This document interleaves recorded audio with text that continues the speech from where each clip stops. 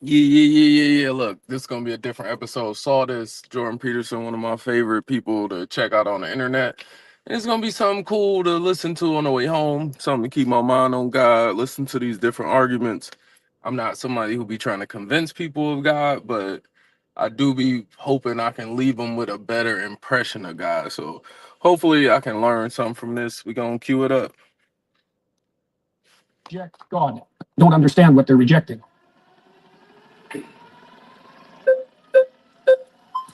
An author, a podcaster, public speaker. Today I'm surrounded by 25 atheists.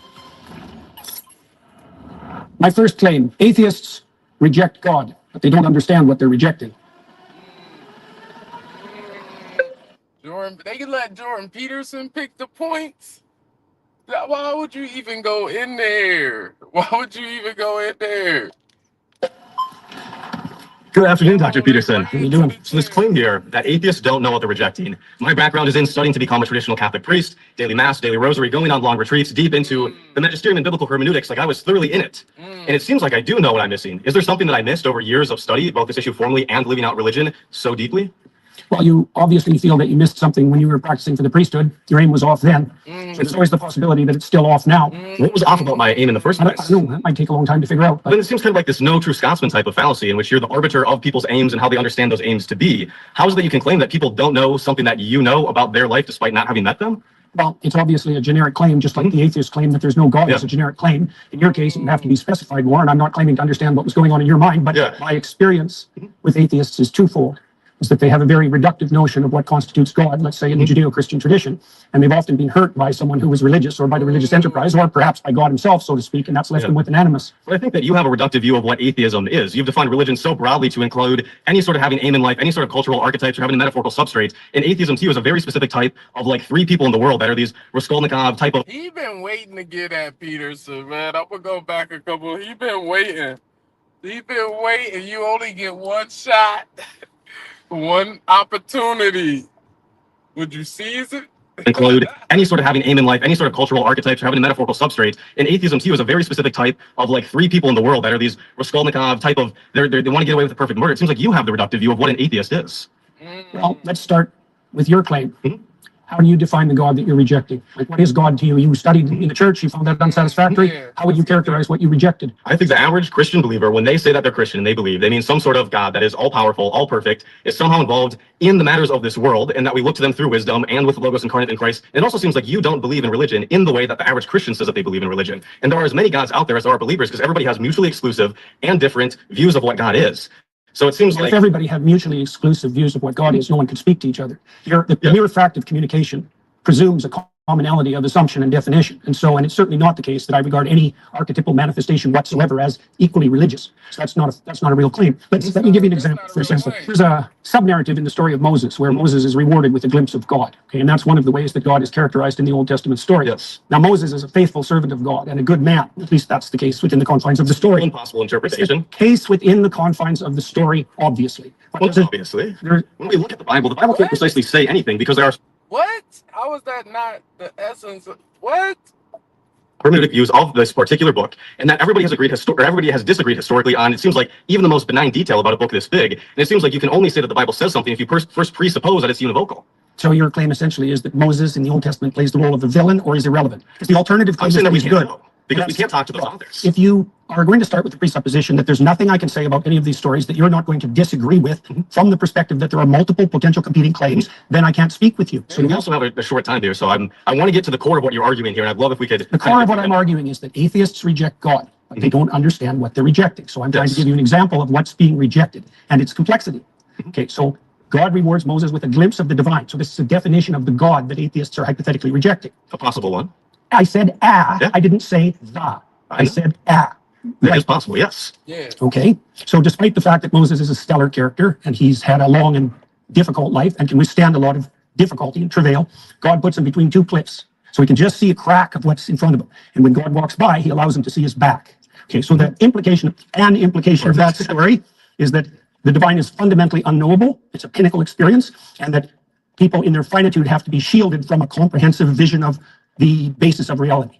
Well, that's not the God that's defined in that manner, right? Is it's not a simple personification. It's not a simple old man in the sky. It's something that in its essence is unknowable and overwhelming. And that isn't, in my experience, the God that's defined by atheists who are attempting to undermine the story. I mean, it's the same claim, for example, that you're a finite creature and that you face something that in the final analysis is unknowable, and that you have to establish a relationship with it regardless of your inability to perceive or even withstand perceiving the whole. Okay, is there a problem with that? I mean, the problem is that when we look at, famously, when you've been asked, do you believe in God? The question becomes, what do we mean by God? And in the Bible, it's not even clear the biblical authors know what God is, because Yahweh has historically emerged from an early storm god, a deity that doesn't exhaust the category of deity, and it has changed over the Old Testament. Does God have physicality? Does God not have physicality? It seems like, yes, if you define religion to mean anybody that has an aim, anybody that looks at the unknown, anybody who wants to go from chaos to order is inherently religious, then yes. But also in the same way, I could define atheist as somebody who doesn't dogmatically believe in a religion, or somebody who doesn't regularly attend religious services or belong to a denomination. To help especially the audience kind of like boil this down, there's a lot of words there. That the central claim is that we exist somewhere between the finite and the infinite. A central claim. A central claim is that we exist somewhere between the finite and the infinite. No, I said that we were finite and we had to establish a relationship with the infinite. Yeah, and then in that case, then we're all religious, but then I can do the same thing and define one particular element of atheism. It seems like we both have a reductive view of what the other side looks like, to the point where a conversation seems incoherent, and not just incoherent, but not in the way that the average Christian understands. You gotta watch people when you talking to them, where because they don't agree with something, they try to disqualify it all. Like if you do a similar example and it's similar, then they just want to wash it out. Like life ain't just simple math. It ain't just algebra, evening up the sides. Like, in my opinion, that's not how things go. But I'm always like, are you just talking to say you lost? Like, or are we trying to get somewhere? There, sorry, you voted out, so the majority. Hey, how's it going? Nice to meet you. Nice to meet you, David. David, good to see you. Tell me everything that you know about the Polynesian deity Lono, L-O-N-O. I don't know anything about the Polynesian deity Lono. So you're rejecting something without knowledge of what you're rejecting. I'm not rejecting it. More than I'm rejecting. Do you believe in Lono? I don't know anything. Do you believe in Lono? Do you believe that he is a deity that exists in the world, exists in the universe, that exists in the existence of everything? Do you believe that Lono I'll is answer a that deity? question once you answer my question, which is, do I reject everything that I'm ignorant of? Because that's your presupposition that undergirds your argument, and unless you can prove that that's valid, then there's no point. My question is quite simple. Yeah, but that doesn't mean it's formulated accurately. Do you believe that Lono exists? Yes or no?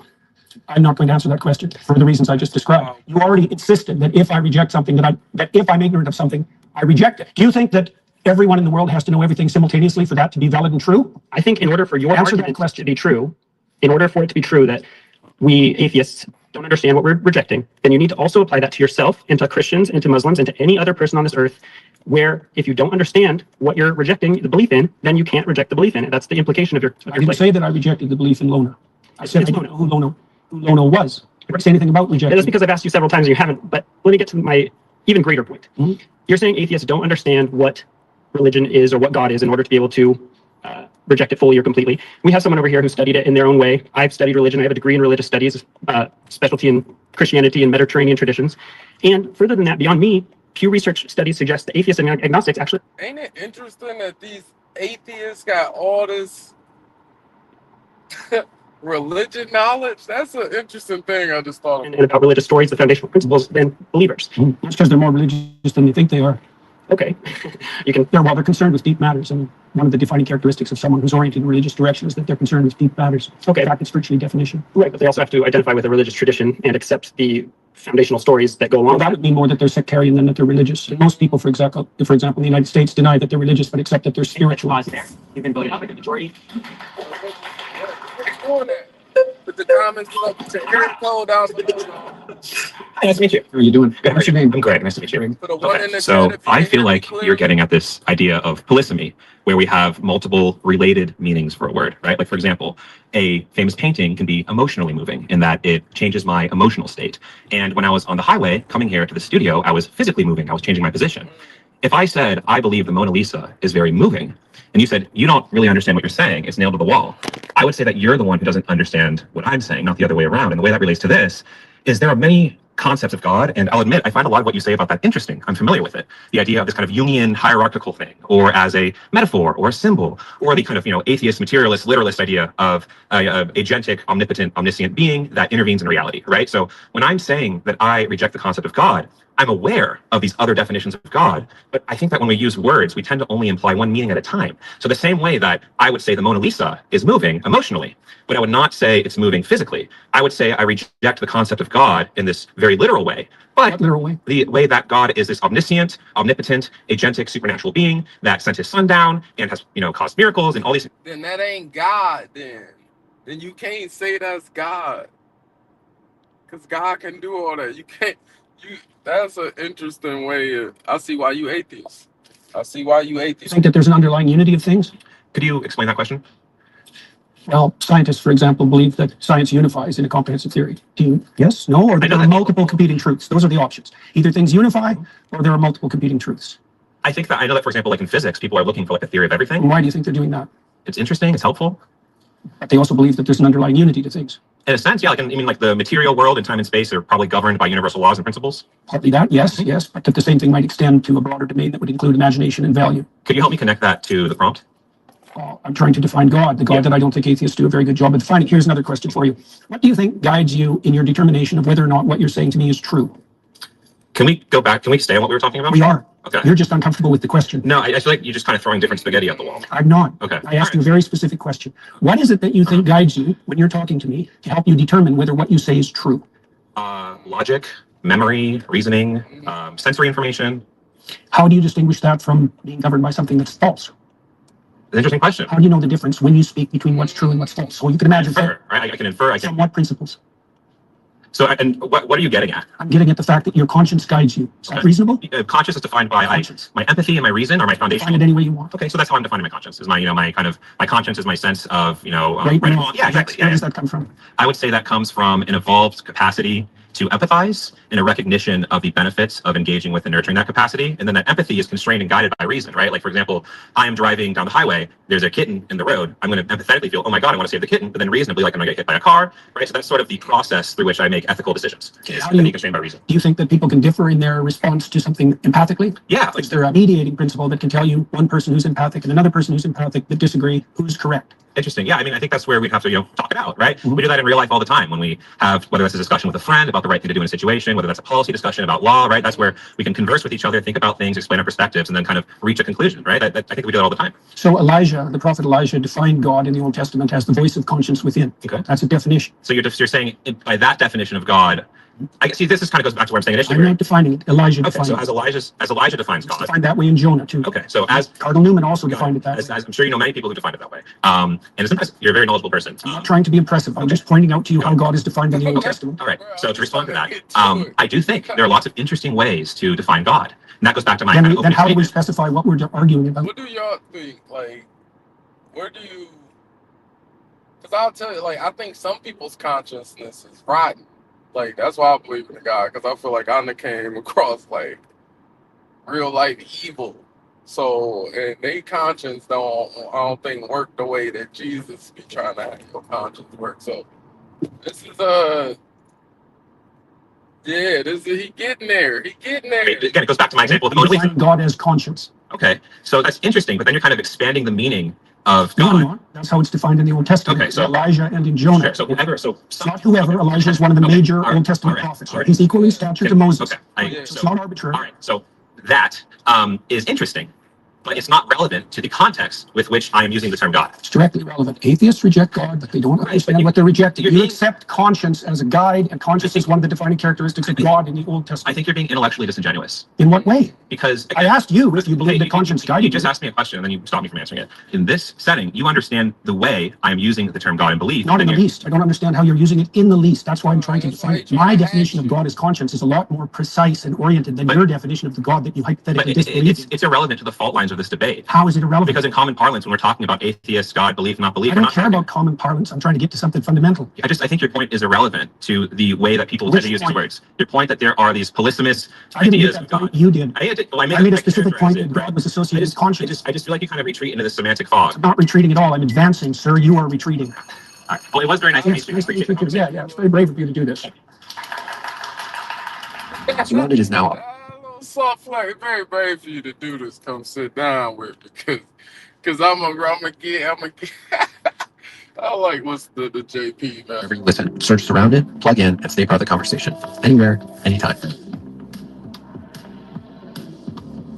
My next claim is that morality and purpose cannot be found within science. What is up, Mr. Canada? How you doing, man? Doing great. What's your name? Brian, I think it's interesting that you said that morality and purpose can't be found in science. Actually, Within science. within sure, Yeah. sure. Purpose, I actually grant you, because purpose is subjective, right? Unless you want to boil it down to the purpose of life is just to procreate, right? Sure, whatever. Morality is actually something that we do see. We actually have examples of Neanderthals and older individuals found in the tribe, missing an arm, missing teeth, still alive somehow in his 40s, 50s, right? Typically, you're a Neanderthal, you can't eat, you can't hunt, you die, right? But we know the members of the tribe were taking care of him, right? So we know that at some level, early in our evolutionary history, we actually developed altruism. We have examples of chimpanzees who... I am not down with the theories of evolution. It just does not line up biblically. I guess I'm biased with that, but it don't make this dude identify with Neanderthals. I can't even look to see what he looked like. It probably would make more sense if I saw him. Nah, Neanderthals. Of fairness, right? If you give a chimpanzee 2 grapes, right, and his buddy gets 3, right? He actually freaks out, right? But you give both chimps 3 grapes, and they're good. We have examples of parrots. Except for the greedy chimps. Except for the greedy chimps. They want 4 grapes. They want 4 grapes. You know, those do exist, right? But we have similar examples where we do animal tests, right? And So morality is intrinsic. I think So it precedes science. that actually right? a better way to define it would be that social animals, which we are, right, Yeah. require some level of morality, or Into what? Do not disagree. Sure. Why do they require that? because it's the only way that social groups can actually survive, right? That's my point with Sure. regards to science. Thank you very much. Is that Yeah. Precisely the point that you just made, that science has to exist within a moral framework that isn't in itself scientific. how's that scientific?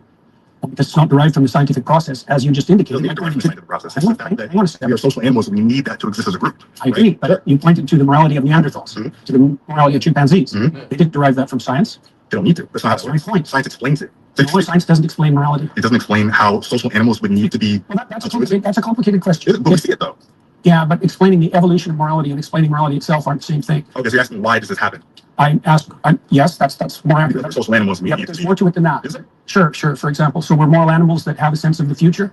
Sure. Okay, that makes us unique, and that structures our morality. No, actually, there are other animals that can predict the future. Not Not predict really. the future. No, tigers. Actually, there was a tiger at the SF Zoo that killed somebody. And actually, Animals- no. Kids threw shit at the tiger. The tiger actually plotted its escape, and it found the I'm not kids. saying that animals can't think. Okay, But they spot can see here. the future. That's what I'm saying. Well- Voted out by the majority. Hey, man. Good man. Yep. How you How you doing now? It's Luke. Nice to meet Good you. to see you, Luke. So your claim that morality and purpose can only be found in science is a little shaky, because I think that your claim is really being framed to be morality and purpose can only be found in religion. Is that how you're kind of framing it? I would say that the domain of religion is the domain of morality and purpose. Yes, exactly. And also that science is actually structured, at least in part technically, to eliminate such considerations from its purview a priori. Okay. Right? That's why we define science as value-free. Mhm. But that has to be wrong, because scientists have to prioritize their attention towards something before they can even engage in observation. Okay. And that act of prioritization of attention is a value-predicated act. And so I can continue. There's all sorts of things we have to assume Yeah. about science before it can take place. Okay, so what I'm specifically pointing out here is about religion in particular, since you yourself are a Christian, right? People debate about that, and I generally don't discuss it publicly. Okay, I understand. Mhm. And me, myself, I am a former young earth creationist fundamentalist. Oh, So I have experience in this. I used to run a TikTok channel directed about apologetics, about the Bible, specifically in this type of facet with morality, evolution and such, and going back and forth with that. So in the Bible, it talks a lot about slavery, right? Yes. Yes. So in that, it teaches you how to take care of a slave. Rather than saying slavery's wrong, I think No, it it should says say that in the story of Moses. it says slavery is incorrect. It says it's That's immoral. why Moses leads his people away from slavery. But why does the Bible predicate and tell people exactly how to take care of a slave? Is that Well, moral? Wouldn't you say that culturally we've evolved as a species, as he said earlier about empathy? No, I would say that the reason we evolved, so to speak, away from slavery was because the West was founded on Judeo-Christian morality and the presumption that every person was made in the image of God. And so slavery itself became immoral, and Yeah. that was established by Protestant Christians in the Yes. UK, who then convinced Yes. the UK government for 200 years to go to war on And wouldn't you slavery. say that this is about the cultural evolution of humans in general, rather than just No, I think Christianity? it's the 'Cause flowering of the ideas that were embedded in the biblical texts across long spans of time. I feel like this is just humans editing based on the cultural evolution. And what do you of mean by just? just? Yeah, just humans. Well, humans. Well, based on culture and history, right? We get Well, better. they did do it based on culture and history, but Yes. culture and history have their foundations too. So Well, yeah, but we're talking about slavery. So many people bolstered it based on everyone, based on the Bible. They looked at it and they justified it in the United States and the Deep South. They justified slavery. Yeah, but based the on main thrust of Protestant thought in particular was stringently Yes, against slavery, which- and it was about the only movement in the history Yes. of the human race that Yes. had an anti-slavery which direction. was driven by humans and their Well, that's understanding one of way. morality. Well, it depends. It's the same with women's suffrage. I mean, women's in the What do you patriarchy. mean it was driven by humans? Humans drove slavery too. Yes, exactly. So there's no argument there. If slavery and anti-slavery were both driven by humans, what does your claim that they were driven by humans have to do with it? There's a specific based on the culture that within the society that they live in. Okay, so with human suffrage as well is a very similar topic in the Bible. There are denominations in Christianity, such as Pentecostal movement, which do bolster women to be pastors, right? Which I think that's a great thing to do. But most like to disregard. Where do you think the idea that human beings were sufficiently equal to all vote and not be slaves came from? Humans. Yeah, but so did the idea of slavery. So did the idea of God. Fine, but that's your point. Like, you're not making an argument. You're just saying all thoughts come from humans, regardless of the thoughts. It's not driven by a higher power. It's driven on our experiences, which is what is best for all people. Is it driven by conscience? It could be. Which conscience is also something that has evolved over time, and I think that's something that does evolve with morality and empathy. Okay, I don't understand the point that you're making. My point is that God influenced slavery. People looked at the Bible and went, "This is moral because God says so." Just like women's suffrage, and just like homosexuality. All human societies were slave owned, so you can't blame that on the Bible. If humanity decided... wait, address that first. What? All human societies were slavers, so you can't blame that on the Bible. Well, you can say it bolstered it. Well, not if you look at the broad sweep of history, because it was the Protestant Christians based on their interpretation of the Bible. It was the Protestant Christians. Which evolves over time. There, you've been going out like the majority. Oh, it was great talking with you. Nice talking to you. Yes.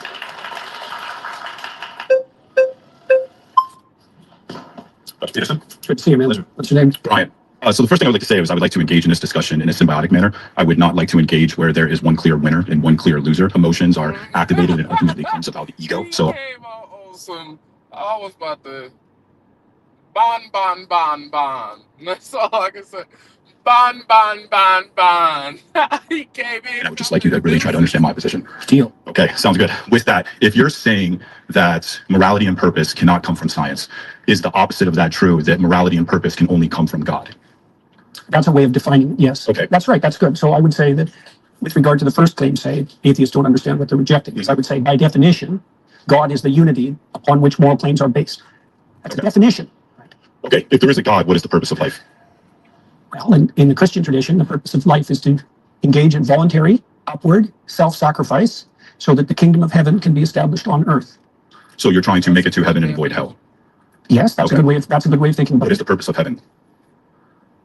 Do you understand? So here's the deal. At minimum, it's the opposite of endless suffering. How about that? Okay, and so should we not try to achieve infinite suffering on planet Earth? And if we can achieve infinite suffering on planet Earth without God, avoiding it, if we can do that without God, then does that defeat your claim? Well, yeah, except that it doesn't. You circumvented my initial definition because I said that by definition, God was the unified source of morality.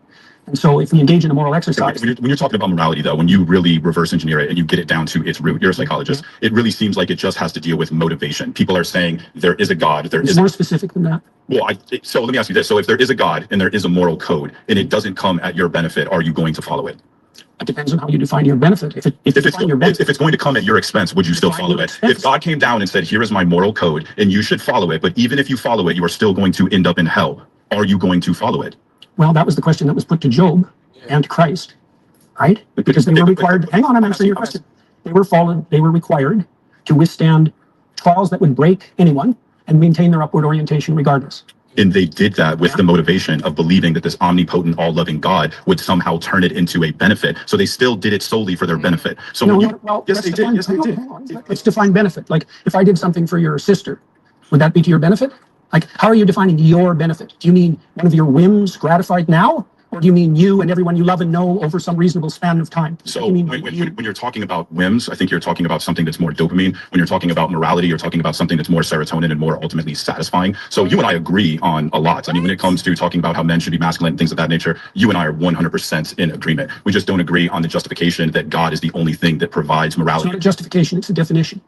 What's the difference in between a definition and a justification? I mean, it's ultimately psychologically the same thing. Well, we have to define what we're talking about before we can debate. Okay, well, so I said that God, among other things. I'm actually a non-theist. I'm not an atheist. I believe the human condition is one of uncertainty. And what that means is that I don't believe that you can conclude there is a God with certainty, and I don't believe that you can conclude that there is a God without in the same position. Now, with that, I don't care. I still wake up every day, and I have motivation to be a moral person. Define moral. Moral, what I ought to do. Okay, how do you and what I ought to do, ultimately, it comes down to what not just benefits me, but what benefits the entire planet, what it benefits the entire system. I think that your entire moral perspective comes from linear thinking. And when you look at the reality of the universe, it's actually more so holistic. So when you look at how Aristotle defined God, when he said that there had to be an unmoved moved or an uncaused cause, he was defining God from a linear perspective. And you do the same with morality, and you do the same with purpose. How does my definition of morality How does my definition of morality hypothetically differ from yours? Because you're saying that there's something that exists in a vacuum, that it exists in and of itself, and nothing in the universe exists in a vacuum. Nothing exists in and of itself. It's a whole systems-based morality. It's a systems-based reality, and that is what the quantum. Is there a hierarchical structure? Are some things more important than others?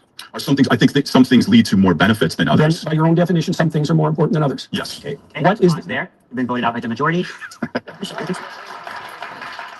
Homie came in copping deuces scared, but came out bombing. Like, I mean, he was just saying he was just going. He came out bombing.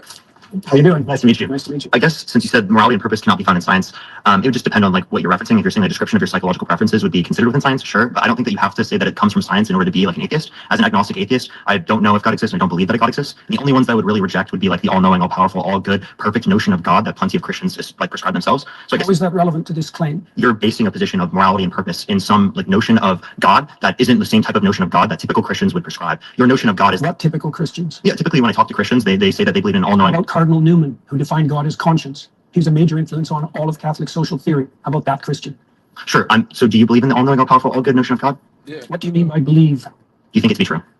That's a circular definition. What do you mean when you say you believe? How is that circular? Because you added no content to the answer by substituting the word true and believe. I said you think it to be true. All right. So if you believe something, you stake your life on it. What do you mean by that? You live. This is interesting. Before they get into this, I'm going to just give my 2 cents on it. Belief is tricky because that's what make it belief is you don't for sure know it's true yet. It's tricky. Like, belief is like it can't fully be known in order to believe, because that's just knowing. But to believe something, you can't really know, even though you know. It's kind of tricky. You die for it. That's what I mean by that. It isn't something that you say. It isn't something that's associated with logical consistency. It's not declarative. It's not propositional. It's not a figment of your imagination. It's the presupposition of your attention and your action. And you're either fragmented, in which case you worship multiple gods, or there's some unity at the bottom of it that makes you an unstoppable force. Okay, so you're saying that you don't believe something if you wouldn't die for it?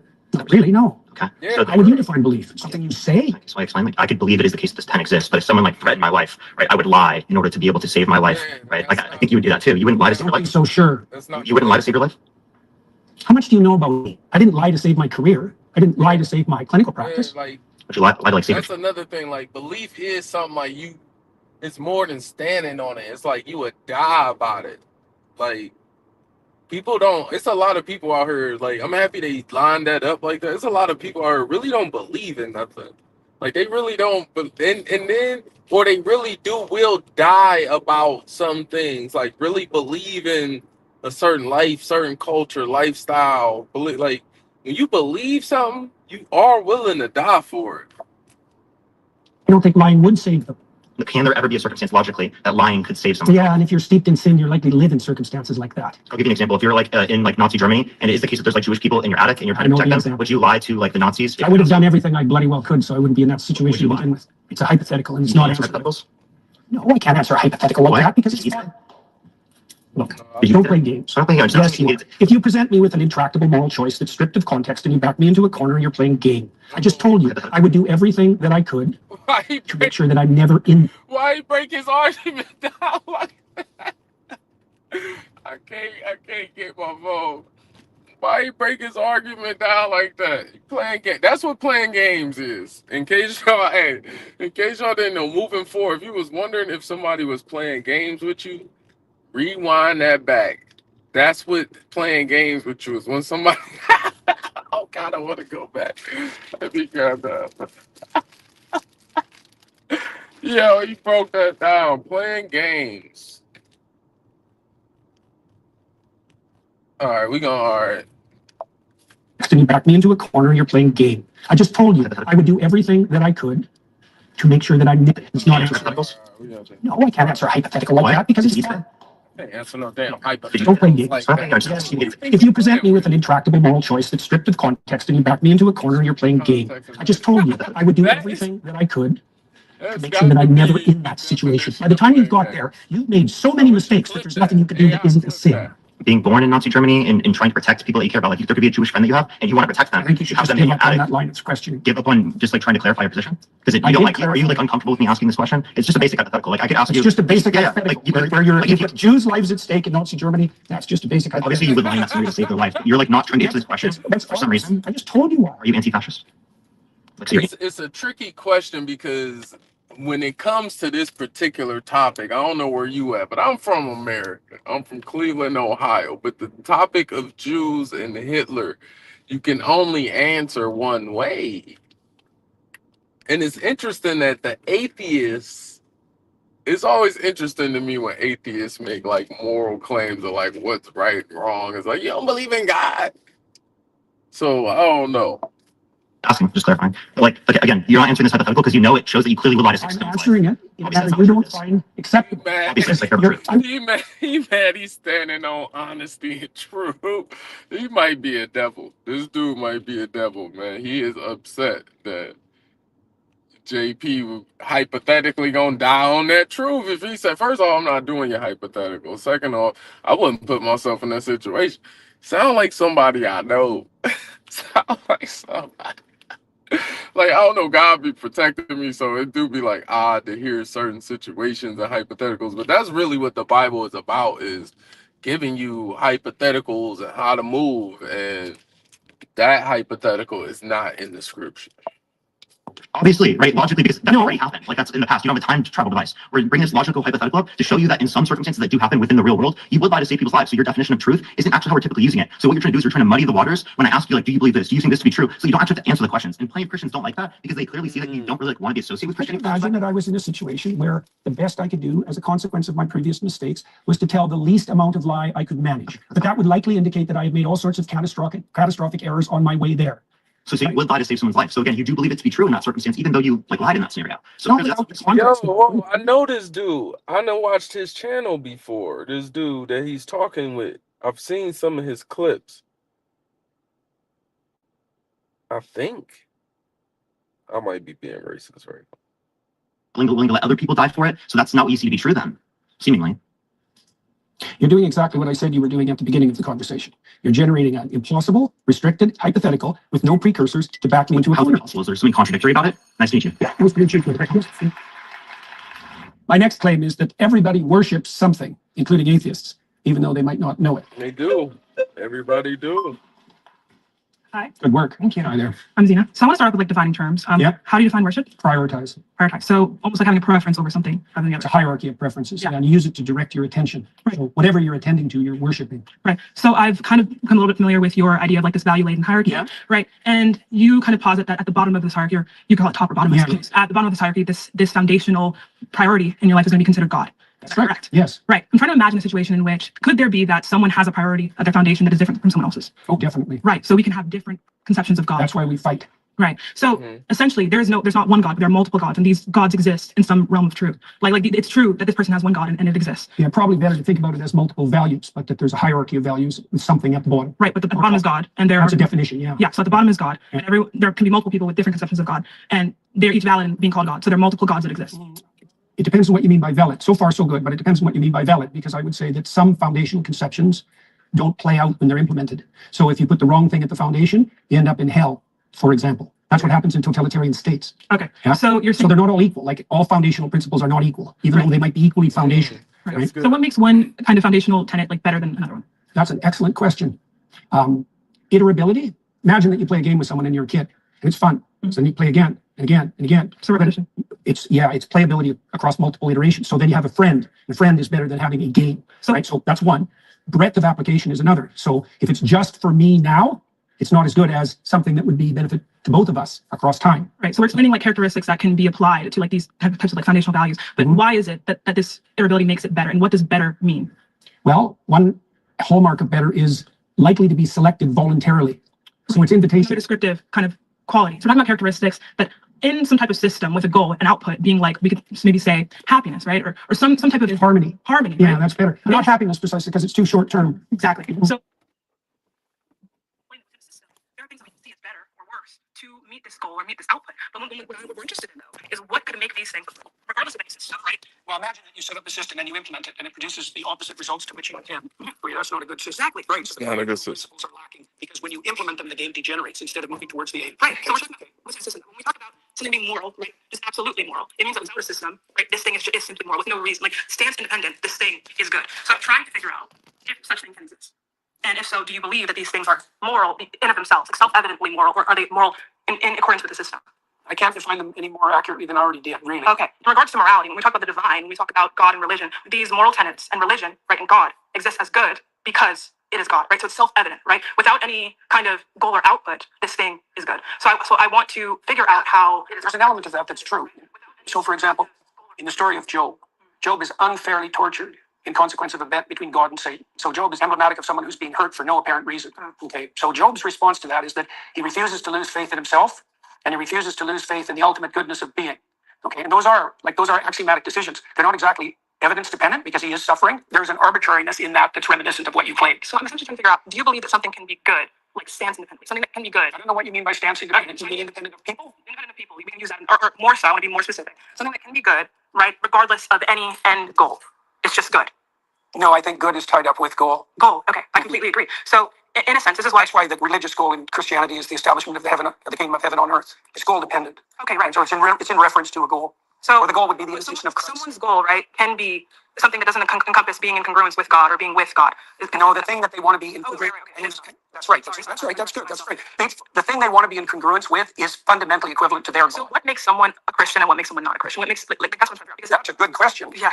Yeah. Well, probably the deepest answer to that is willingness to shoulder your cross voluntarily and trudge uphill regardless of circumstances. Okay. So someone can have a God because in your definition, your first preference, that is God, right? So someone can believe in God, right, and not be a Christian, right?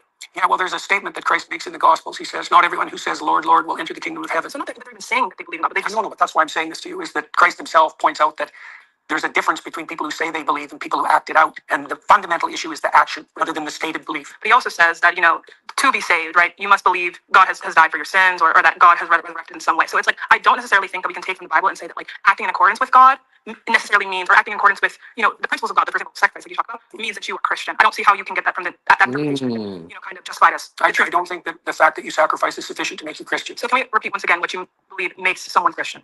There's many things, but one of the most fundamental is that you believe that the cosmos itself is founded on the principle of voluntary self-sacrifice. Best founded. Let me offer you a contrary example. So I can assume that power rules. And so that my assumption would be, if I can make you do it, I win. Right? And I can found a whole society on that. That happens a lot, by the way. And that's also how societies tend to degenerate. And so that would be a society that was founded on the principle that you get to sacrifice and I don't have to. Right? Now, the contrary to that would be something like, you give up voluntarily and with courage all the things you need to situate yourself properly in relationship to the future and other people. Right. So then there's a harmony. That's why I talked about harmony earlier. So you navigate your life, right, in accordance to this principle of self-sacrifice. Can I say it in that way? Yes, you definitely say it that way. That's exactly right. And navigate is the right term. Someone does not have to have any awareness of Christ, of the story of Jesus, and but let's say 60% of their actions, right, or more, whatever kind of metric you want to use, are in line with this self-sacrifice. The Christian thinkers of the Middle Ages dealt exactly with that problem when they were talking about the pre-Christian philosophers, for example. And they noted the similarity, let's say, between pre-Christian Greek thought and later Christian thought, and presumed that there were moral actors outside the Christian domain. Right. There's a Christian. Well, to some degree, again, that's a matter of definition. Because they wouldn't be proclaiming Christian propositions, but they're acting out the pattern. Right? So imagine that full Christianity would involve a dozen things. And you can imagine someone who knows nothing of Christianity, say, acting out 8 of them. Right. So then they'd be 8/12 Christian or something like that. Well, but to be like a full Christian, how can someone say, I am Christian? Like, I am Christian, not 8/12, but Christian. I hesitate to do that personally because I think it's the kind of goal that you be very careful about proclaiming. The technical belief is not necessarily, to be mostly Christian, belief is not necessary. 8/12s or, right? Well, it depends on what you mean by belief. See, because I would say that acting out the pattern is the deepest form of belief. Now, you could add to that what you say. So, maybe in the optimal situation, how you act and what you imagine and what you say, they're the same. Right? But you can imagine a hypocrite who says all sorts of wonderful things and does nothing. And you can imagine another person who acts in a very positive manner but proclaims nothing. So what I'm kind of seeing is like a descriptive, early comprehensive but descriptive analysis of human action, human thought, and by which we can characterize people and put people in boxes. But I don't see why in boxes. When I say in boxes, I mean like I can categorize you based on your actions, not based on necessarily what you say, but based on your actions that you are more so or less so Christian, right? Things like that, right? So we can categorize people as Christian. Well, I would say more or less voluntarily self-sacrificing. But that's also what we came to, though, is that someone can be like 60% or 70% Christian based on simply just acting in that way. Richard Dawkins is like that. I watched that debate. On there, presumably voted out by the majority. Very good. Thank you so much. Really, very thoughtful. Hey, Dr. Peterson, how are you doing? Nice to meet you. What's your name? Danny. Danny. You say atheists worship things or people or whatever. Can you just be very clear about your definition of worship again? Attend to, prioritize, and sacrifice for. Okay, that's it. That's your understanding of worship. Well, I could flesh it out, but that'll do for the time we have. Okay. Do Catholics attend to Mary? Yes. Okay. So do they fit that description of worship? Yes. So you would say Catholics and other people that revere Mary, like the Eastern Orthodox tradition, worship Mary? Well, they might not put her in the highest. But you would put it that way. No. You just said it. You're taking it back. There's still a hierarchy. Okay, there's a hierarchy, but within there's something at the top. All right, you can worship Mary is quite a ways up the hierarchy, but not at the top. Let's go over your definition of worship again. What's your definition of worship? Attend to. Attend to. Do prioritize. Do Catholics sacrifice for? What do Catholics attend to? Do they prioritize Mary over all other human beings? No, I didn't say overall, did I? I didn't add that to my definition. You understand? I said there was a hierarchy as well. You attend. So you can attend to something trivially, or you can attend to it deeply. I mean, you're adding stuff to the definition, but your original. I added the hierarchy part at the beginning. Are you familiar? Understand? Are you familiar with the Immaculate Conception? Why is that relevant? Because you go to Catholic church, you've attended recently. You're interested in Catholicism, aren't you? Sure. All right. Are you familiar with their doctrines? Somewhat. Okay. You're familiar. How do they regard Mary? Why are you asking me? Because you're a Christian. You say that. I haven't claimed that. Oh, what is this? Is this a Christians versus atheists?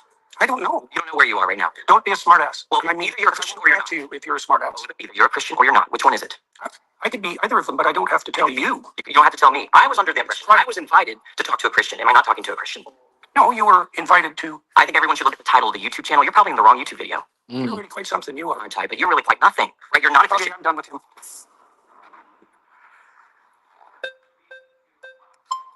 He came at JP. Hi there. Hi, nice to meet you. Name? Gerard. Hello, Gerard. Nice to meet you, sir. So you said that worship is when you prioritize and sacrifice for something, right? Yeah. Okay. There's a hierarchy in there. Sure. So I prioritize and sacrifice for my wife more than I would prioritize and sacrifice for a random person on the street, right? Probably. Yeah. Presumably. I don't know. I've seen some pretty bad marriages. Assuming a good marriage. Are you saying I worship my wife? I'm trying to define worship. That's what I'm asking. So prioritize and sacrifice. The higher it is in the hierarchy, the more what you're doing is akin to worship. But even in your trivial acts of... I'm gonna pause this for a second and hop on, man. I have gone through a stint in my life where and I'm happy I got a woman of God, and I'm happy that I elect to try to talk to God every day, multiple times a day. But even in the course of my relationship, I want to say I don't know if it was early marriage or some time into the engagement, but yeah, I got convicted of basically how Jordan Peterson defined it, prioritizing the misses. If my alignment wasn't right. I do love to pedestal the misses and prioritize the misses, but the misses always and forever will be, if I'm paying attention, second to God. And I hope none of the women take that any type of way. Don't go crazy. But like, this is part of the reason why my woman is with me. She knows she is not more important than me pleasing and serving God. So, but like, and I don't even think she knew, you know what I'm saying? So I just think it was a few times, or I don't know how many times it happened, but God hollered at me. But like, yes, you can worship your woman, or you can worship your man or who, people got partners out here now. People is hooking up with stuff now, but yes, you can worship them and or over prioritize. So yes, this is a call and challenge to men. We must properly prioritize things. Keep God first.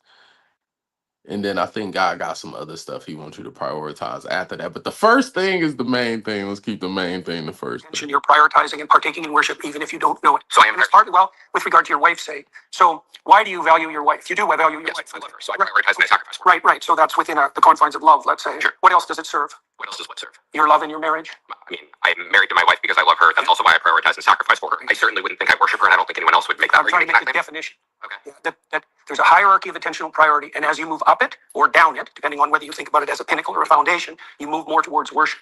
Right. So even in the small things, I'll give you an example. Imagine you go on a date. Well, imagine that you're in a long-term relationship like marriage. Okay, now imagine that you're... Yeah, and I like still in the same sense, like I worship my family, like, but it's all of like, it's the hierarchy thing. I think he's really hitting on. Once I was able to get my pyramid set up in terms of what is sitting down with myself and like, what is my priorities? What is my priorities? What am I saying and then what am I doing? Checking it, and then always re-looking at it and making sure that it's lining up, man. That's all right. I ain't gonna. We got to get through this. This is a long video. Short-term sexual gratification. Maybe like 24 minutes. It's going to vary during the day, depend on your ultimate end. That's Put in the chat if the you way can that you hear. relate to your wife is dependent on your ultimate aims, even if you don't know it. So at what point is it worship? Because it sounds like you're saying worship is almost a spectrum, right? It's not a binary. It's not a. It's kind of like that's a good question. It's like when is it worship as opposed to just I love my wife? the closer you get to the top or the bottom, the more it's more like How close to the top? Because I don't think I worship anything. And if you're saying I have to hit a certain threshold for it to be worship, it is possible I don't worship anything then, right? It's not possible. You don't worship anything. It's not. You depend on love. So I think I worship. It is not possible to not worship anything. It's not possible. You like life is worship. You gonna worship something. It's impossible to worship nothing, man. Even if it's like despair and hopelessness and some wild stuff out here people worshiping. Do you attend in consequence of love? I say I'm trying to define something. What do you mean worship? I told you what I do. What do you mean? So I mean, something you worship is something that you have a reverential view for in a manner in which you believe it to be above and beyond normal things you like. Like you. So do you have that attitude towards your wife? I have that. You privilege her compared to other women? Of course, I privilege her compared to other women, but I don't worship her. Nor does she worship me. By the definition you just offered, yes, you do. Because you just offered a definition that involved prioritization and elevation. And thinking that she is divine above and beyond what a normal other women can be. Not other women, no, beyond any human being could ever be. I will prioritize her over. So you're making the assumption that only the thing at the top or the bottom has anything to do with worship. And I'm saying that's not true. It's a hierarchy of prioritization. And there's either something at the top or the bottom, depending on the metaphor, or you're fragmented and confused. Those are the only options. So let's say many directions. Okay. Or you're going in one direction. So let's suppose I'm fragmented and confused. Then you agree I don't worship anything. No, then you worship multiple things. What's the threshold when it's worship? I prioritize a lot of stuff. I said that the closer you get to the pinnacle, or the How closer close can you give me some sort of metric? How close do I got to get to this pinnacle? Do you know the difference between cheap literature and deep literature? Yes. That's the same issue. And how do you distinguish between them? What's the difference between He seems very concerned that he might actually be he might actually be worshiping his wife. Like I think it's starting to hit him because he's like, what is this threshold? I need to know this threshold. I need to know It's this. really an opinion-based thing, right? So it's just an opinion that Dostoevsky is better than a porno magazine. I've spoken to people who think To Kill a Mockingbird's cheap. It's one of my favorite books. So I mean, people will differ on. Well, just because people are stupid about things doesn't mean that their opinion is valid. That's certainly true. Let me ask you. Okay, well, do you think there is a hierarchy in literary quality? I think that there is a hierarchy to an extent in literary quality, but I think once you get to a certain threshold, it is just opinion. Like I agree, Dostoevsky is better than a porno mag, but is F. Scott Fitzgerald better than Ernest Hemingway? I don't know. Yeah, fair enough. Why do you think that? Because of what a book is, what literature is. Dostoevsky, he follows what literature is the purpose of more than the porno magazine. Okay, good. Well, so let me. Yeah, sure. Let me give you an analog then. Depth of worship is analogous to depth of literary significance. And the closer you get to what's deep, the more religious and worshipful your practice. And maybe you don't know what's at the bottom, but something needs to be, or you're confused. So to use your analogy, then how deep do I have to go for it to be worship? Do I have to be Catcher in the Rye? Do I have to be War and Peace? Or depends on what you're seeking for. I'm seeking to know whether I worship something. You claimed I worship something. And if you want to have a deep and meaningful life, then you have to go all the way to the bottom or the top. And insofar as you're capable of doing that, because otherwise you'll be fragmented and miserable and anxiety-ridden and hopeless. So I do like that he said you have to go to the top or the bottom. Oftentimes, people despise the bottom, like they into God only for the top. But I'm telling you, a lot of us don't truly look up till we all the way at the bottom. And they used to have this phrase back in the day called rock bottom. Y'all favorite actor right now, he used to do this to people all the time. And typically when he would rock bottom people, the special move wasn't that crazy, but I guess due to his star power, you got three counted. You got three counted. If the Rock hit you with that, put that arm over. So many people got broke up on the playgrounds growing up in Cleveland, Ohio. But shout out to DX now. Shout out to we shouldn't have been watching that. Probably should have been watching that. But like the bottom, you gotta I'm 35 now. I got a new respect for the bottom. I actually have a new bottom. You know what I'm saying? No offense to nobody. I think some people get what I'm about to say, but like I done raised my bottom to the point where I'm not having certain lows no more. And if I feel these lows, or if I see these lows, or if I realize I'm in these lows, it's time to get back tight with the Most High. Like it's just as simple as that. Especially like I got different spiritual standards now. So like even friendships, even the coworkers, how I talk, how I move. I'm if I'm gonna get an obstacle, it's gonna be because God gave it to me. It ain't gonna be because I'm gonna talk some illness into my life. I done went somewhere I wasn't supposed to go. I did something. And granted, there's still stuff that I'm fighting. I'll be having to still recenter and remind myself, dog, we not on that no more. In Jesus' name, make all thoughts obedient to Christ. Like, cause that wasn't of God. That little whole scheme that was just, sometimes it could be a week on end. You think about something you ain't supposed to, a day, minutes, hours. Like now, I don't like. I try to cut it off when I'm getting into because it get like in one of the scriptures that convicted me. I don't know if it was in Proverbs or Ecclesiastics, but God was saying like how He hate when people just have fun with wickedness. Like they come up with like because before anything is done, it starts in the mind. So, but God hate people that sit and just drum up wickedness, schemes of ill living. And that's all the way I'll put it. I ain't trying to judge nobody, but like it wasn't until I addressed myself and my ways of enjoying, partaking in filth that I realized that I don't want that. Man, let's get back to JP, man. My fault, Joe. Worship something to have a meaningful life. And There's no difference between those two things. Okay. They're the same thing. So if I don't worship anything, my life will not be meaningful, correct? Well, that's the definition of nihilism. Okay. So if I'm a nihilist, I don't worship anything. That's true. And then Okay. You said everybody worships something. I think you just agreed there's a class of people that doesn't. well, they're incoherent in their worship, and hand gestures like that aren't going to help. All right. Yeah. Okay. Look, if you're incoherent and fragmented and aimless, which is what happens if your objects of worship are unstructured and chaotic, then you're going to be anxiety-ridden and without hope. That happens. That's a technical argument. But there's happy nihilists.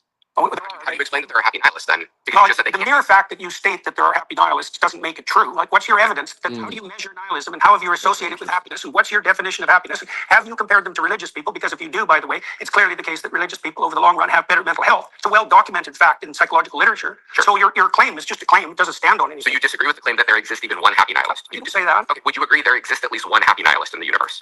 It's not a question that has any meaning as far as I'm concerned, because it depends on what you mean by happy, and it depends on the duration that you're trying to calculate over. Now and then there's probably some deluded soul who thinks he's a nihilist who's momentarily pleased with himself. But as a long-term strategy to deal with the future, get along with yourself and with others, it's sadly lacking. That's why Nietzsche warned that when God died, as he announced in 1850, that people would be flooded with pointless, anxiety-ridden, hopeless nihilism. And that was what would attract them to for example, to the false gods of totalitarianism, which is exactly what happened, because everybody worships something, even atheists who think they don't. Aren't there happy Christians or devoted believers? So worshipping something is neither sufficient nor necessary for happiness then?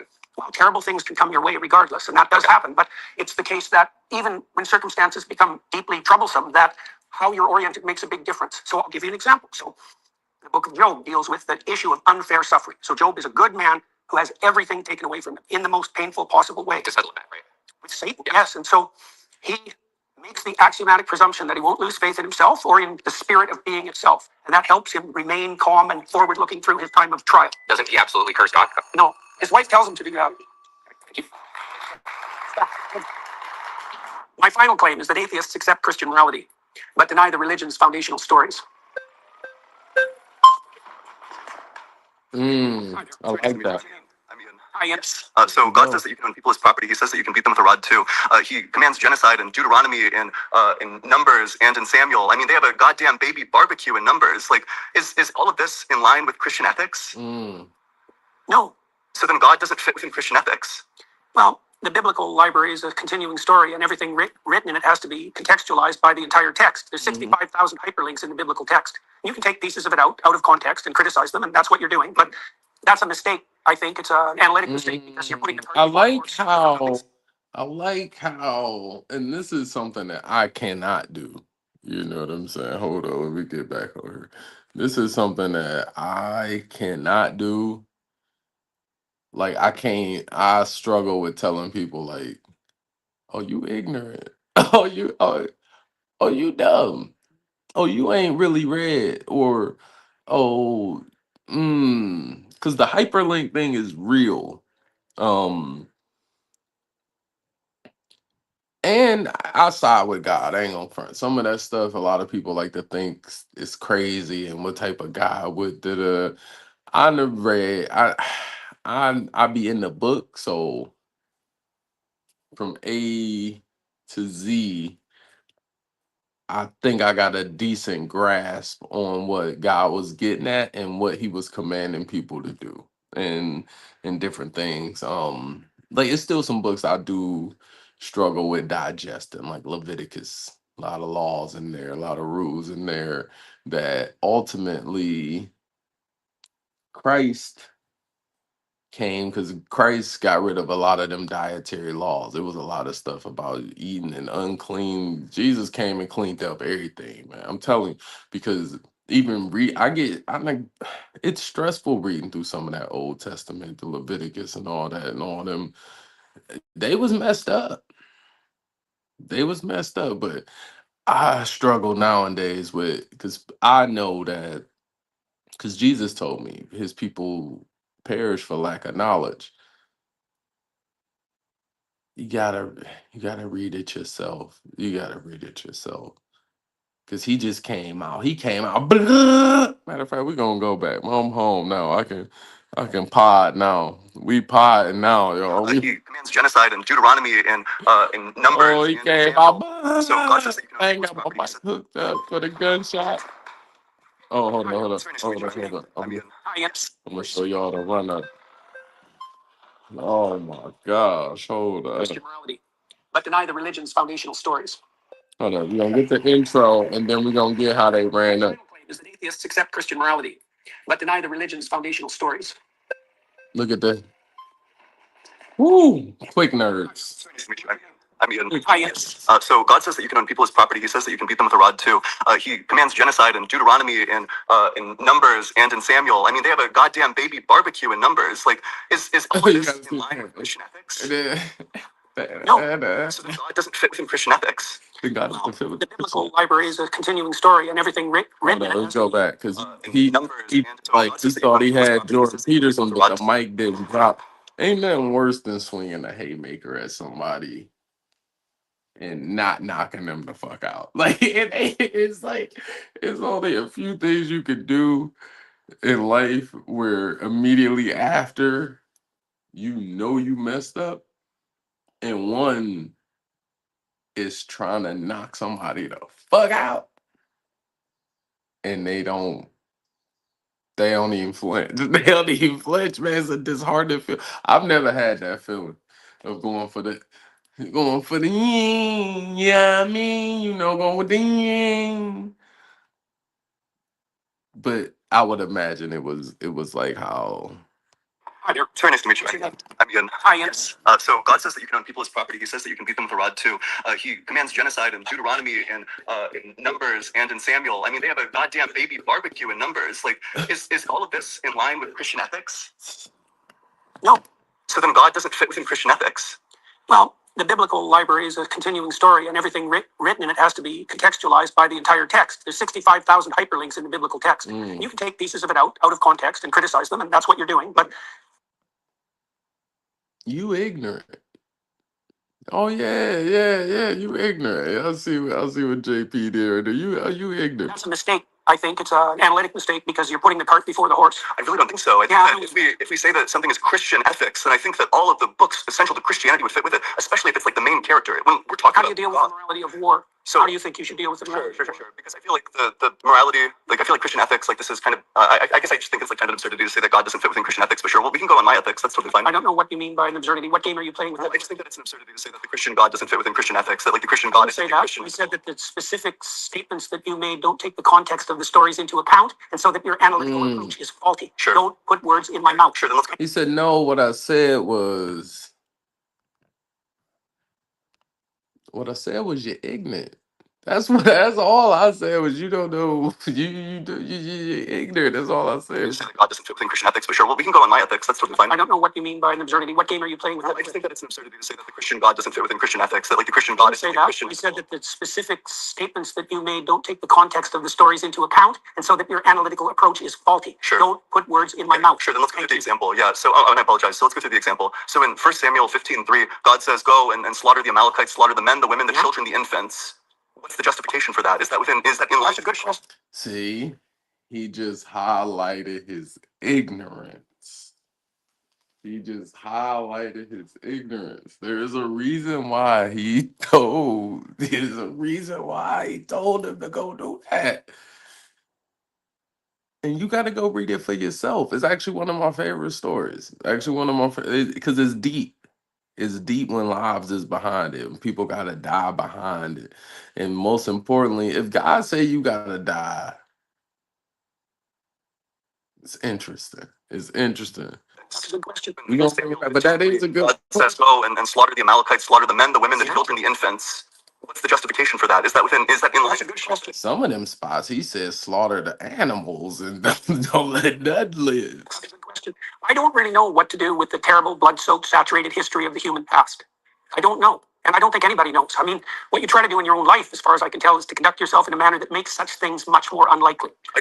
We're all saddled with the problem of the catastrophes that got us here, aren't we? Yeah, but this one was commanded by God. That's the problem. That's what differentiates it from anything else, is that this one, it's God saying, go into this velocity. Do you think that there's ever such a thing as a righteous war? I'm skeptical. I'm not sure. It would probably be situational. Well, right, fair enough. But this one certainly wasn't a just war. The context for the Amalekite slaughter is that 400 years earlier, they fought one battle, which they lost, and God says, that's it, I'm going to wipe them off the face of the goddamn earth. And then 400 years later, he commands the Israelites to genocide their great-great-great-great-great-grandchildren. That's not a just war at all. And also, a genocide is not a war.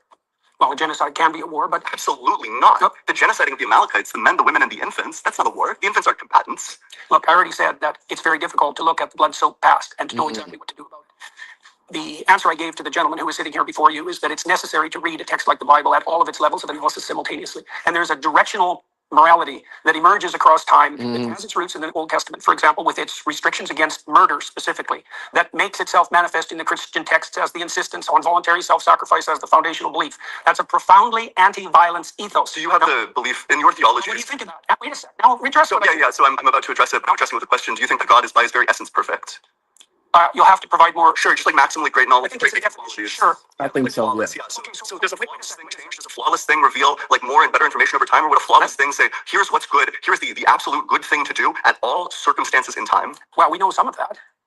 Wait, symmetries. That's one. That's totally fine, but no. You don't get to say it's a straw man of my position. It's a straw man of the argument. So wait a sec. You said find one maxim that's transcendent across situations. I didn't say any of those words. I'm not sure what conversation. Don't be a smartass. I'm sorry. Seriously, I mean it. If we're going to have a serious conversation, conduct yourself properly. Okay.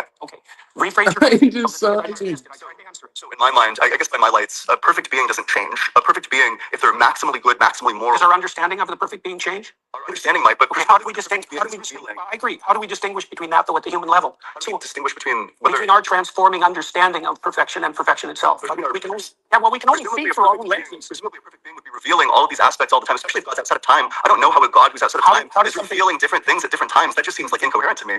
Imagine something that's perfect, and complete, okay, and it's trying to communicate with creatures who are anything but that. Well, they're going to get it wrong. But now, wait a sec. Do you blame that on the interpreters or the phenomena itself? For example, are you perfect in attending to your conscience? At the point in time when God is literally the one who created us, he could have created us in a way where we would always be receptive to these principles, where we don't have to go across like a learning, where maybe we'll understand like thousands of years in the future. Maybe we'll do it. Also, if you believe in an all-knowing God, it sounds like he's struggling with the concept of free will. Free will is this interesting concept that is tough for people to deal with. Like free will, man. He ain't make robots. Kind of in a way, I do think people are in a way like cyborgs. Like I think we like these literal living like cyborgs for real, because like our brains is really like computers, and then like we got the human, like I don't know, I think like and then like you can get stronger, you can get dumber, you can get like you can change. Is interesting, but Buddy's struggling, man. We got 20 regular minutes of this. I got it on 1.5 speed. Thank y'all everybody for tuning in. You done made it this far. Go ahead, hit the like button. we're gonna wrap this up. We're gonna get into these last 20 minutes. I'm gonna try not to stop it, but like I said, I love listening to Jordan Peterson, and I'm always looking for ways to convert people and or have conversation stuff ready to pull people on the side of believing in Christ. And I like stuff like this. Free will is impossible because let's talk about you threw free will into the mix. Well, that was the answer to your question. Yeah, I said, why wouldn't God? Well, you know, it's 1,000 years of deep thinking philosophers would disagree with you. And 1,000 years of, or at least like the last 50 years of philosophers would disagree with you. These analytic philosophers, people like Graham Oppie make arguments about the incompatibility of omniscience and free will, that if God created this world, if he chose this world instead of that world, then he makes it causally inevitable every single action that you were going to make. If he made a world where we were just electrons in love, then none of this would have happened. But by making us in this world, knowing exactly what's going to happen in the future, it makes all of those events inevitable, which means that they're all causally determined, which means that we have no free will if you believe in an all-good God, or an all-knowing God that made everything. Well, have it your way. Okay, cool. I don't see bills. Well, sales for you. That I don't usually do this, but some told me pray for dog, so I was gonna say dog, but I'm gonna pray for Lord. I just pray your will be done in his life. He got clips for you. He got clips for you, Lord. I just pray that you reveal yourself to him. Hopefully this experience he had, I don't know when exactly this happened, a day ago, a week ago, a year ago, but I just like to pray for this dude because he got a lot of passion. It seemed like he wanted to believe and got duped in some type of way. He got tricked or something. I don't know. I feel beef. But Lord, I feel like pray that you send somebody to him. I wouldn't even say spark, but just plant a real good seed because I don't think Jordan Peterson did it. He got clips for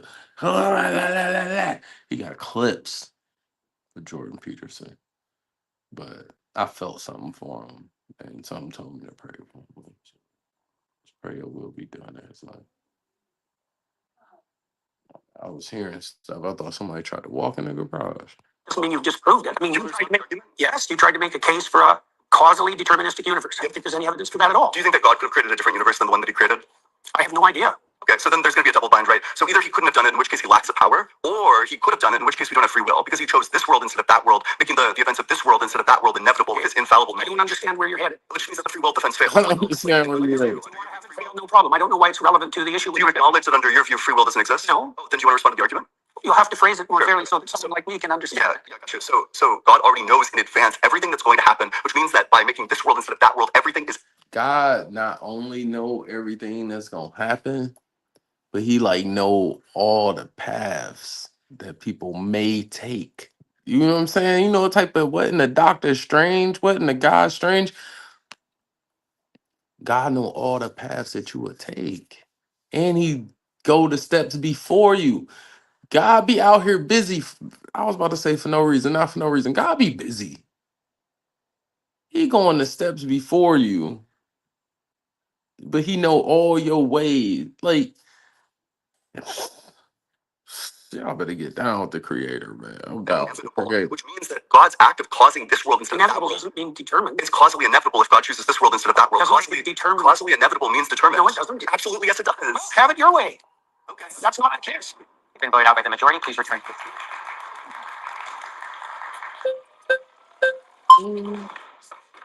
Nice to meet you. Very zippy. What's your name? I'm Liam. Hi, Liam. How you doing? I'm doing well. How are you? Not too bad. I'm Good. surrounded by atheists. My question to you, when I scoot in, would be, what does it mean to accept Christian values precisely, or Christian morality? It means to aim up as hard as you can, no matter what happens to you. Mm-hmm. Okay. So I think that that's one of the reasons I actually still follow Jordan Peterson. He was on this run earlier in his internet career, and when he said that, it hit me. And I think God convicted me with that, and it's like, and everything I've done prior to when I got that conviction, I did not aim for the highest. You know what I'm saying? I'll pick a spot and be cool with it. I'll do something like that, but I missed the mark. So I'll be sure to teach my son that, like, in anything you do, always have the highest aim in it. Because it's gonna be some things you gotta do you don't really want to do, but you ain't gonna get the most out of it or have the biggest impact unless you have the highest aim for. And that just sound like what God would want you to do. Like it just give me Daniel, you know what I'm saying, vibes, Meshach, Bendigo, and them vibes. Like, no, everything we do, we gonna be the top of the bar. You know what I'm saying? So A very broad definition of what Christian But it'll come in handy at some point in your life. Right. But I think the many different like disciplines and theologies. Well, you asked for a truncated answer. I mean, there's other ways of representing the situation, but I wanted to give you something that was kind of foundational briefly. Yeah, that makes sense. It doesn't mean it's, exhaustive. Yeah. Like, I could say that you would have to believe that Christ is God and he died for your sins, right? But that's in a very difficult way to understand. That's the same claim. Yeah. If there are other theologies and disciplines that have similar types of values, how then is that definition mean? Like, wouldn't those also be Christian values under your definition? That's a good question. I spent a lot of time studying different religious systems from all over the world and found multiple interesting layers of concordance. So, for example, in ancient Egypt, their god Horus, who was the reviving god of the totalitarian state, he was the god of attention, right? And the Jews hypothetically came out of Egypt, and there was crosstalk between Egyptian and Jewish foundational morality, and then that led into Christianity. I mean, the human beings all over the world have come up with moral systems that fit roughly into a pattern, and they're very usefully studied. I learned a lot about Christianity by studying Taoism, for example, like a lot. So I think you can make a case that Christianity formalized the landscape of good and evil more comprehensively and in more detail than any other religious system. And I think that that's part of the reason that it defeated paganism and spread so broadly across the West and is still dominant, still understructures our culture, for example. The way you feel about Horus or Taoism or something is how I feel about Christian morals, I think. Yeah, but how do I feel about them? Well, that you took inspiration from them, you learned from them. Maybe that's a good start, because I would say that actually constitutes belief. Like you said, well, look. Right. In Noah, in the story of Noah, right? Noah is inspired by the apprehension that all hell is going to break loose. Okay? He regards that inspiration as God, right? And when God comes to Abraham, he comes to Abraham as the spirit of adventure. It's inspiration. One of the definitions of God in the Old Testament, unsurprisingly, given the derivation of the word, is inspiration. So if you take inspiration from Christian ideas, then insofar as you do that, you are in fact a believer, which was my point with regards to atheists not understanding. But have you taken inspiration from Taoism or from studying Egyptian mythology? Definitely. So then you believe them under that definition? Yeah, but I've incorporated them into something I think that's more comprehensive. Is it possible to take inspiration and to appreciate the teachings without being a believer in their truth claims? It depends. No, I don't think so. But I think, you see, there are different kinds of truth claims, right? There's propositional truth claims, which are the truth claims of what you say. And then there's embodied truth claims, which is the truth claims of what you do. That should be prioritized. Optimally, what you say and what you do would be brought into harmony. But I would say if you had to prioritize, it should be what you attend to and what you act first. And that's what Christ actually says in the Gospels, because he points to the Pharisees, for example, who say all the right things, but don't do any of the right things, and points out very clearly that that's not acceptable. I don't know that the Christian morality, those principles originate in Christianity, because you brought up other things that predate Christianity that you can very closely to. Well, I don't think they do originate precisely. I mean, I don't think the Christian claim is exactly that they originate Christianity. So if I'm living those values, how is it that I'm living the Christian values and maybe not the Egyptian values or something else? Well, one there. You can vote out. That was good. That was good. Yeah. that was a good squabble. Hi. Hello. How you doing? I'm good. How are you? Good. What's your name? Kumari. So I was curious about this Christian morality that you're talking about, because a lot of my issues with Christianity have to do with the base morality of it, specifically with the idea of the rapture and how we see people that aren't going to come up with us with the rapture and that concept of heaven and hell. I don't really agree with that morality, but if you could explain that to me and how I do agree with that, I would love to hear. Well, I can't explain the rapture to you because that isn't something I concern myself with, and that's more of a sectarian belief than something that's central to Christianity. Now, there's all sorts of evangelical Protestants who might disagree with that, but that doesn't have anything to do with me. You asked a deeper question with regard to, let's say, heaven and hell and judgment. Yeah. Well, that's a tough one, right? I mean, sin, you could put it this way, sin is what puts you in hell, right? And so then you might ask, well, how do you know you're in hell? How about you do anything to get out of it? Can I ask How about you know that you put yourself there? Do you think, is sin a part of Christian morality? What do you mean exactly? Sin is Like part. the It's missing the sin? It's derived from an archery term. It means to miss the target, right? And so it presumes that there's such a thing as a central target and that you can miss it in many ways. And the consequence of that will be your life will be ridden with anxiety. Your life will be pointless. I don't believe in sin at all. What do you believe in error? I made any mistakes? What if I believe that the mistakes that you make, that they're fixable, and so that no sin is finite, and that That's a Christian belief. the idea of hell, I don't believe. That's also a Christian belief, by the way. A Christian belief is hell? No, that there's no sin. There's one. The sin against the Holy Ghost is unforgivable, but that's really the sin against the process that would enable you to learn. There's a Christian belief that hell does exist, and if I commit sin, I'm going to go there, correct? Yes. So what if I don't? I don't believe in that. Like I think. Okay, Can I explain a little bit? Sure. I think that when you commit sin, that it's because of a lot of environmental factors in your life, like where you were born and who you were raised by. And so there are certain things that lead you down a dangerous path. And once you are dead, I think you're kind of removed of that person. There's no like. There are no factors that have to. What happens after death. Right. So I would ask you, in these times that you suffered terribly in ways that you thought would never end, do you believe that you had any causal role in that? Like, did you play a part in that? In my own suffering. Yeah. Maybe sometimes I would say that there's quite a bit of a lot of the time. I think that maybe it's like a concept of free will that I don't really believe in somewhat of free will, but I think that there are certain things in your life that lead you to do certain behaviors. And so when you commit those sins, you go to hell. I'm not too sure why you would still be reaping the consequences of that. Like I said, I can't address that. Do you believe that you can change? I do. Do you believe you can change for the better? I do. Do you believe that when you change for the better, you abandon the things you've done in the past that weren't good? I think that you can. Okay, then that's very much in keeping with Christian doctrine. Can you explain to me how that's in keeping with Christian doctrine? You You would go to hell for those things? You believe you can improve. Yeah. Right? And you believe that if you improved, you would let go of things that were impeding you. That's a sacrifice. You believe that improvement would be upward. And you believe that you have agency in that. Yeah, those are all Christian presuppositions. I guess maybe we have different opinions of what Christian morality is. Yes, sounds I like think that my opinion of Christian morality is something that I don't really agree with, and maybe you would define that as like the foundations of Christianity. Let me give you an example. So if you want to atone, Yeah. which means to unify yourself and unify that with the world, then the first thing you have to do is figure out what you did wrong and admit it. That's a confession. You know, it's good. Thank you. They should have let her cook. He was teaching. I like that segment. I think Zena, because I think she asked genuine questions and wasn't trying to win. Okay, well, hello there. My claim is Jordan Peterson's framework for understanding Christianity is probably not the one that the Bible intended us to use.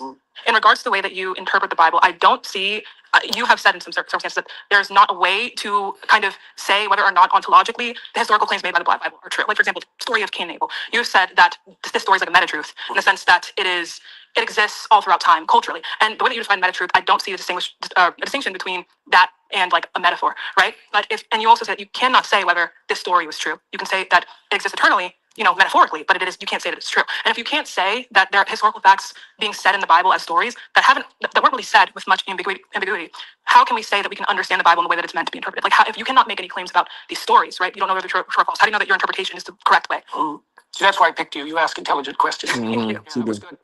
What do they say? By their fruits, you'll know them. Okay. Right. Well, so one of the things I look at is the impact of what I'm doing. Right. And so I know a lot of evangelical Christians, a lot of Catholics, a lot of Orthodox Christians, a lot of people from other faiths. And they've told me, like many of them, that they found my interpretations very helpful and that it deepened their faith. And so that's interesting because I wouldn't have necessarily expected that to be the case. And I've also talked to thousands of people who've told me that they came to understand the foundational stories of their culture better as a consequence of listening to me, and that they did everything they could to sort out their lives and that it worked. That's many different pieces of evidence that all converge on something like the practical and conceptual utility of my approach. Now, is it the same? There's a lot of approaches to biblical interpretation historically, and what I'm doing is possibly less new than you think. Yeah, I want to make a claim on whether this evidence is enough, right, to substantiate whether or not your interpretation is going to, be more plausible, right? Be the most plausible. Because in regards to questions. Yeah, right.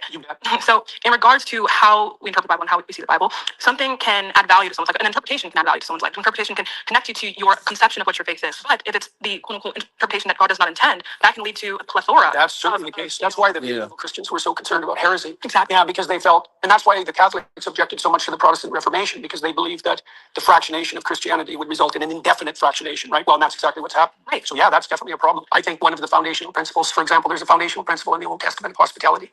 Right? So what you want to do if you set up your local environment properly is to make it welcoming to people voluntarily. And so one of the ways you could judge the validity of the interpretation of the classic story is whether or not that interpretation might be regarded by someone as welcoming. Does that represent something you'd actually like to have if you were acting in your own interest in the long run? Right, and we can talk about that. Like do protect you from fear might be another one. Exactly. So we can talk about like how these interpretations of the Bible, like if they kind of resonate with us. And I think that can in some case be some kind of like evidence. Oh, this might be true, but I think we should ask: is this evidence damning? Right? Is this evidence certain? Right. So I do want to look at again the consequences and our understanding of this interpretation once more. So we look at again the story of Cain and Abel, and we say, yeah, so I believe this is a meta-truth. I believe that this story is resonant throughout cultures. That is what Trinitarian. I'm sure that there is in some way, the story was put in here for the reason, right? To tell us about, fights between brothers. But also, you can't say I do know or I don't know that this story is false or true in an ontological historical sense as a historical fact. Were there two people like that were specifically referenced? I don't think that's knowable, but I'm not sure why it matters to you. So the reason why it matters to me is because we need to know how we should interpret the things that the Bible says.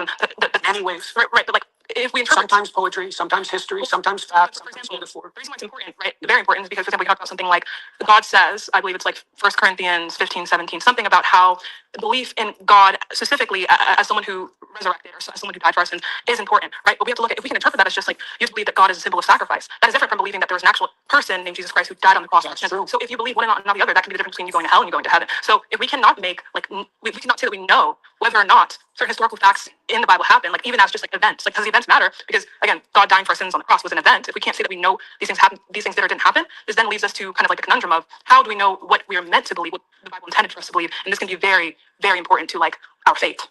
Yeah, I've got no disagreement with any of that. What sort of response do you want from that? He pushed me beyond the limits of my knowledge. Really? Well, there's so many things you can't know. I'm struggling. I know that the biblical stories are the foundation of Western culture.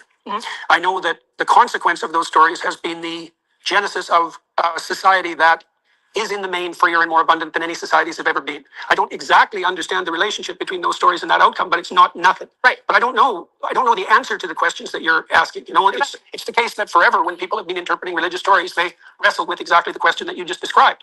When is it fact? When is it poetry? When is it music? When is it metaphor? When is it ritual? When is it time bound? But what I'm saying is that your interpretation of the Bible, if you cannot tell us again if these historical events happened or not, that can be deciding factor in if someone is like damned to hell for eternity or if they go to heaven, right? So that's why I don't concern myself so much with that particular question. You know, like that would be something that would stem more from an evangelical viewpoint. And I'm not putting that down, by the way. You're asking me a question I really can't answer. I'm not claiming even that my interpretations are canonically correct. I can only tell you the consequences of having released them into the world, let's say. Right. So I guess we've kind of come to a conclusion about that, which I've kind of wrestled with your framework and pushed it kind of to its end, at least in a way that you can answer my question. So I don't know that we can more wrestle with that. See, I guess the problem is, you see, I don't exactly understand. I don't think anybody does the relationship between fact and destiny. You know, well, they're different realms in a way, because knowing what the world is made of doesn't help you navigate through it. Not really. It doesn't provide you with a foundation for navigation.